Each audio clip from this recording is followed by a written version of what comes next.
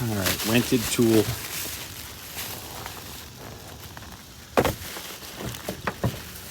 Oh. And already my hand is bothering me, like I can't grab things, like I did some kind of weird tendon damage to it somehow. All right, this brace needs to come off so that we can get to, and I just got my butt wet on the bushes behind me.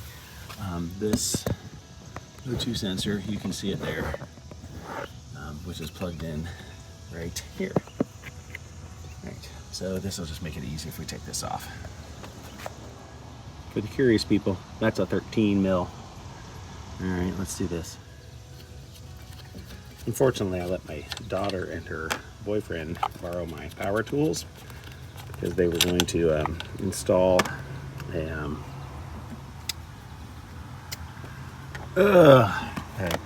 TV mount.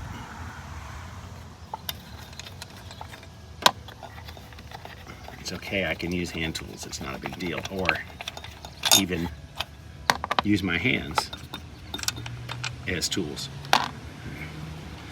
Oh, that should just come right up. Oh wait, is there another one somewhere? Oh yeah, I always forget. There's one down right there and over there. I always forget those are the extra ones. At least the clamp down nuts are the same size, they're 13s. Of course, the receiver completely shredded when I disconnected the plug.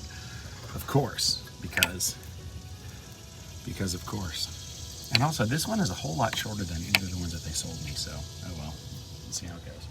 Now's the part where we just let it sit with it, WD-40 on it for a while, in hopes that it'll, you know, loosen up. Yeah.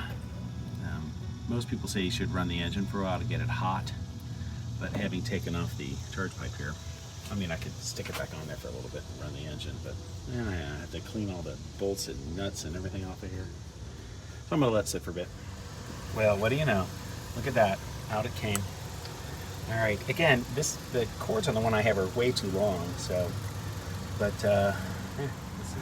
Luckily, they give you one of these, so I might be able to de-pin this and replace it. Let me check that out.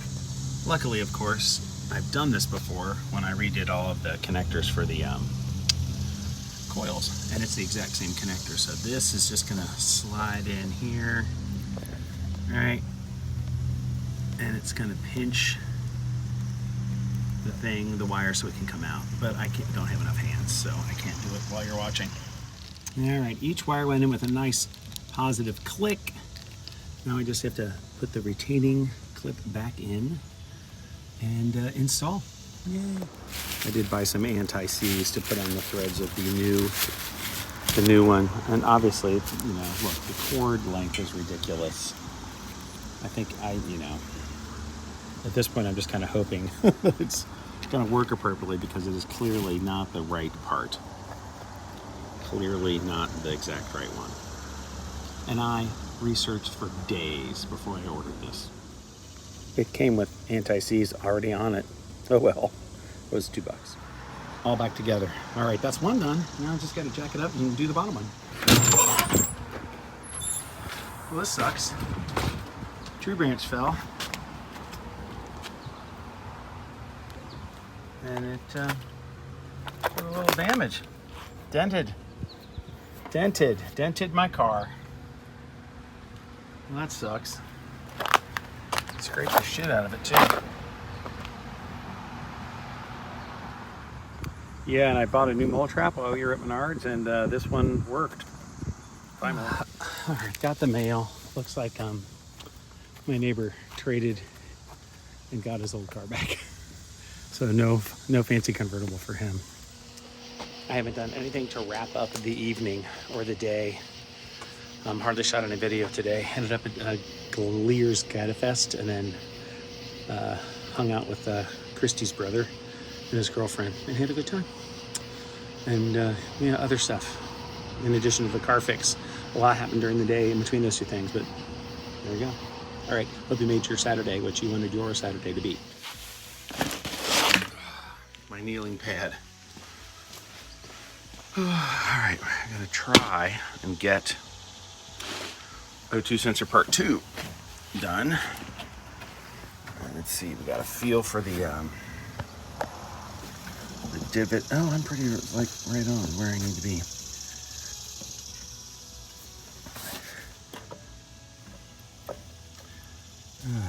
Two hands. Gotta look. See you. Bye. Question is, do I check my homeowner's insurance policy about this tree branch falling on here, indenting and scraping up my car? My car salesman brother-in-law says yes. Ooh, all right, you don't need to watch this. I really need to get this thing as far off the ground as I possibly can because I need to get all the way underneath it. Whew. Not much room on this side, but it is what it is. So I just think about our British TT mechanics that are doing stuff in their tight little garages or in their driveways and know that if they can persevere, so can I. Oh, no, I twisted it, shoot.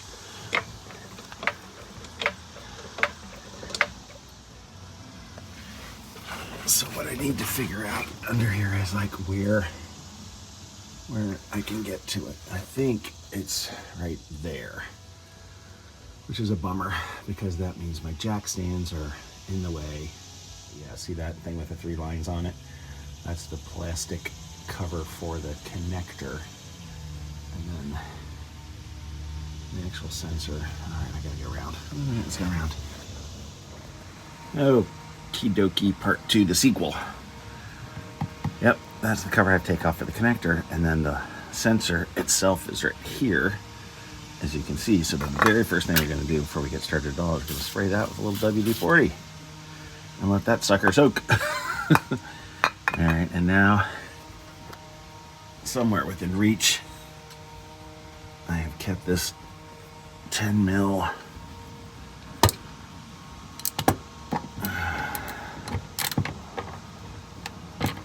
that's the wrong direction. That's the way we want to go. God, Lord, that's easy. And there's one over here. At least it felt like there was one there. Yep. 2. Is it just 2 of them? Huh, yeah. All right. Again, you don't need to watch this whole process. No, I don't know what I just said. I know sometimes you're like, why do you film all this? Well, the reason sometimes is so that I remember how this was in here, so I know how to put it back. That looks fairly simple though, right? Connector in one side, wire from the other side goes in there. Okay, coolio. So in case you're wondering, there's a groove in the connector so that it just slides into the groove in there to hold it in place. You can see how it's grooved on either side in there too. So yeah, I'm gonna clean this while I'm down here. Well, good news, look at this. And actually I just kind of, squoze it like you're supposed to.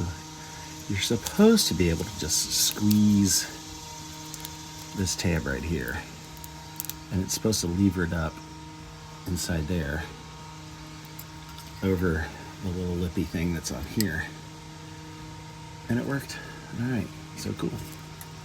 And in 4 wires, this looks right. So let's carefully unclip it here and here and here,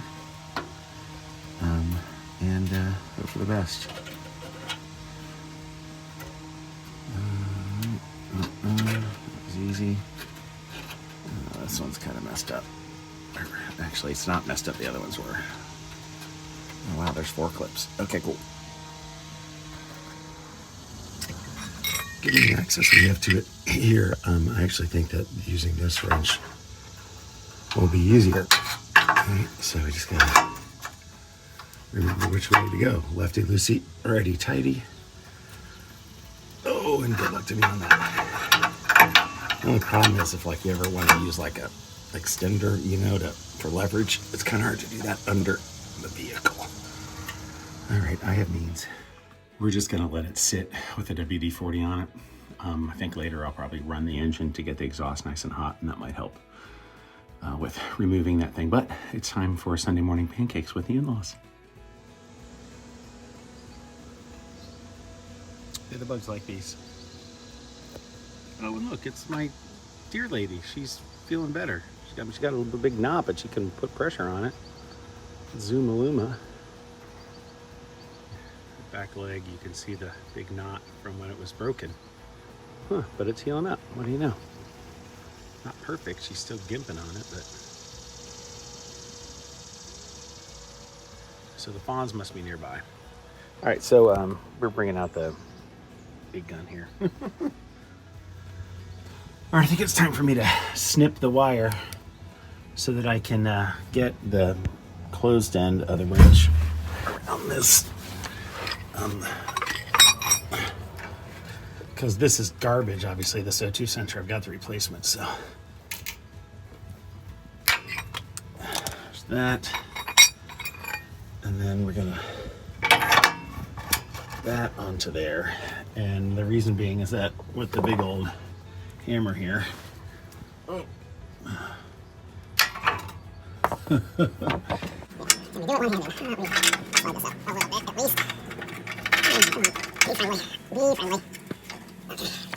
Cool. And see if it'll budge if I hit it with this. 2 hands required. I'm going to turn the car and let it run for a while and see if it'll heat up the exhaust enough to help. So this needs to happen. Deadheading, everybody's friend. I kid, nobody likes to deadhead.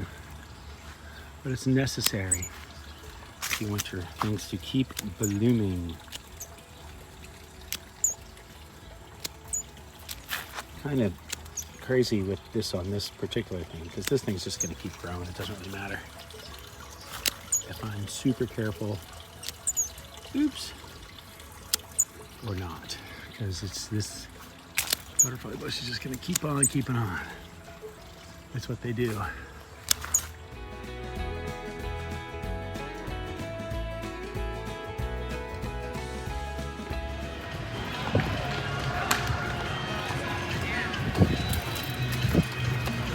Well, I put this back on. I don't know if it's on right. Just because I can't get this thing off of here. As you can see, it is pretty stinking rounded, which is a bummer. I don't think we're torquing it funny. It's just like, look at that thing. It is just seized up in there extra good. Next step would be to get a torch. But the reality is if this damages the threads, then I'm not going to be able to get the new one in anyway. So I don't know. Well, drive it like this for a minute, and then I know some welding guys, and I can take it down to them and say, hey, can you get the thing off of there? And maybe they'll just drill a new hole and put a new bung, as they call it, in. You just weld a new receiver in.